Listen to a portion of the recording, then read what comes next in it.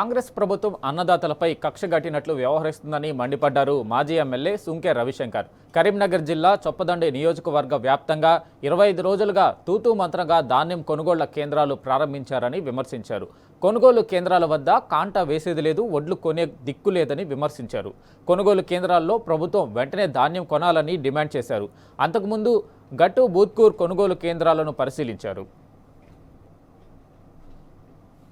ఈరోజు చొప్పదండి నియోజకవర్గంలో గంగాధర మండలం గట్టుబుత్కూరు గ్రామంలో రైతులు ఫోన్ చేస్తే ఇక్కడికి రావడం జరిగింది. ధాన్యం కొనుగోలు సెంటర్కి రావడం జరిగింది.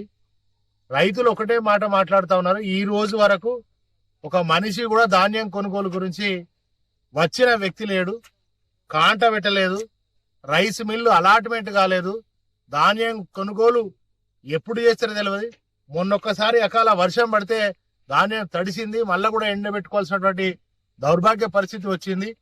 కనుక ఈ ధాన్యాన్ని వెంటనే కొనుగోలు చేయాలి, మమ్మల్ని ఆదుకోండి అని రైతులు మరి అరిగోసపడుతున్నటువంటి ఈ నేపథ్యంలో 2.5 సంవత్సరాలుగా మరి ధాన్యాన్ని కొనుగోలు చేయడంలో విఫలమైపోయింది.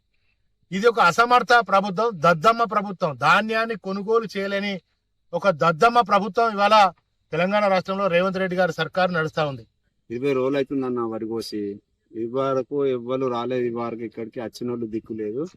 20 రోజులు అవుతుంది. 20 రోజుల నుంచి అకాల వర్షాలు రోజు బెదిరిస్తూనే ఉన్నాయి. ఇప్పటి వరకు ఇనాగ్రేషన్ చేయలేదు. ఎమ్మెల్యే గారు లేరు, ఇక్కడ హైదరాబాద్ పోయినరట.